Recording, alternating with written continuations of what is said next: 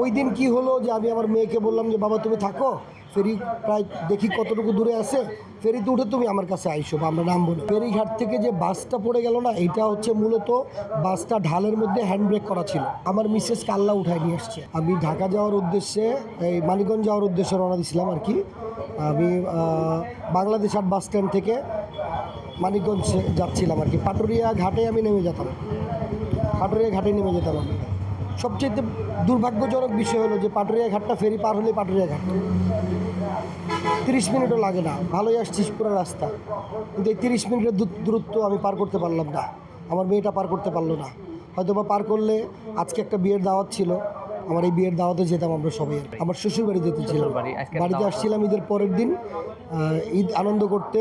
ঈদ আনন্দ ভালো হইলো এবং যাওয়ার সময় মানে আমি পাটুরিয়াতে চলেও আসছিলাম দৌলতদিয়াতে, ফেরিটা পার হইলেই পাটুরিয়া, আমি পাটুরিয়ায় নেমে যেতাম, কিন্তু আল্লাহ মানে একটা দুর্ঘটনা দিয়ে দিল আর কি। ওখানে আমার মেয়েটা ফেরিঘাটে আসলেই, ফেরি যখন দাঁড়ায়, আমার মেয়ে এবং আমরা সবসময় বাইরে এসে দাঁড়াই। আমার মিসেসের একটু কোমরে ব্যথা, ও নামে না কখনোই বাস থেকে, ফেরির মধ্যে নামে, আবার বাস থেকে নামে না, ফেরিতে ওঠার আগে সবসময় আমি আর আমার মেয়ে নামি। ওই দিন কি হলো যে আমি আমার মেয়েকে বললাম যে বাবা তুমি থাকো, ফেরি প্রায় দেখি কতটুকু দূরে আছে, ফেরিতে উঠে তুমি আমার কাছে আইসো বা আমরা নামবো না। এই বলেই আমি নিচে নামছিলাম মেয়েকে নিয়ে, মানে মেয়েকে ছাড়া। আমরা পরিবারের সদস্য ছিলাম 3 জন, আর আমার সাথে চাচতো ভাই ছিল একজন।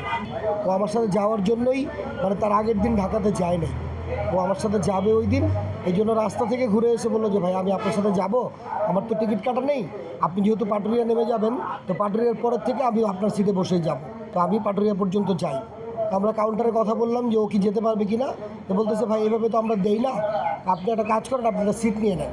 তখন ওকে আবার একটা সিট দিয়ে দিল, স্ত্রী সিট নাম্বার। ও নামছিল, ওকে ডাক দিয়ে নামাইছিলাম আমি যে তুমি আসো নিচে, আমরা দেখি ফেরি কতটুকু দূরে আছে। খুব মানে আসলে ভয়ানক স্মৃতি। আমার মেয়ে অনলি যে আমার মেয়ে তা কিন্তু না, ঠিক আছে। আমি যখন আপনার সদর হসপিটালে গেলাম আর কি, মানে যেখান থেকে আমাদের ওই সিভিল সার্জনের অফিসে, ওখান থেকে আমাদের লাশ হস্তান্তর করছে। খুব মর্মান্তিক, মানে আল্লাহ যাতে এইরকম মৃত্যু, ফেরিগুলা যাত্রী যে উঠাচ্ছে বা গাড়িগুলো যে উঠাচ্ছে, এগুলো ওদের একটু বিবেচনা করে উঠানো উচিত আমার কাছে মনে হয়। কারণ আমি 30 সেকেন্ডের জন্য একটা ফেরি মিস করছি, এনায়তপুরি ফেরিটা মিস করছি। হয়তো ওই ফেরিতে উঠলে আমি কিন্তু যেতে পারতাম, যেতে পারি নাই আমার কাছে মনে হয়। এবং এটা যে যাই বলুক, আমি একটা কথাই বলবো, এটা হচ্ছে প্রাইভেট কার আলাদের এবং ফেরিঘাটের অথরিটির একটা সমস্যা আছে, অব্যবস্থাপনা আছে। কারণ তারা যদি যেই গাড়িগুলো লাইন ছাড়া বেলাইনে এসে ফেরিতে উঠবে তাদেরকে উঠতে না দিত। কারণ আমরা যখন এনায়তপুরি ফেরিতে ওঠার চিন্তা ভাবনা করেছি, তখন এনায়তপুরি ফেরির মধ্যে বাস একটা, আমরা অনায়াসে এনায়তপুরি ফেরিতে উঠে যেতে পারি। কিন্তু প্রাইভেট কাররা সব আমাদেরকে ওভারটেক করে সম্পূর্ণ ফেরিটা ভরে ফেললো, আমরা উঠতে পারলাম না। ফেরিঘাট থেকে যে বাসটা পড়ে গেল না, এটা হচ্ছে মূলত বাসটা ঢালের মধ্যে হ্যান্ড ব্রেক করা ছিল। আমার কাছে মনে হলো যে হ্যান্ড ব্রেক করা থাকলেও যদি হ্যান্ড ব্রেক ছেড়ে দেয়, এত দ্রুত বাস কখনো মানে আপনার পল্টনের দিকে আসে না। হয়তোবা ড্রাইভারের মানে কোনো ভুল হতে পারে, যে হয়তোবা ব্রেক করতে গিয়ে ও অ্যাক্সিলারেটারে চাপ দিয়ে দিছে, অথবা গাড়ির নিউট্রাল ছিল, নিউট্রাল থাকলে গাড়িতে যেটা স্পিড বেশি থাকে ব্রেক কাজ করে নাই। আমার কাছে এইগুলোই মনে হচ্ছে।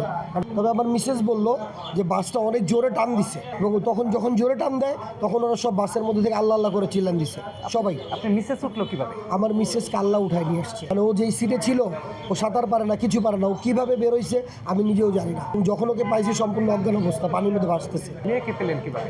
মেয়েকে 7 ঘন্টা পরে পাইছি, উদ্ধার করছে হামজার যারা ডুবুরি ছিল। বাস যখন উপরে উঠায় তখন মেয়েকে পাওয়া গেছে। মেয়েকে মানিকগঞ্জ আমার শ্বশুর বাড়িতে সমাধি করেছি। ওর নাম? ফাইজা মাহনুর।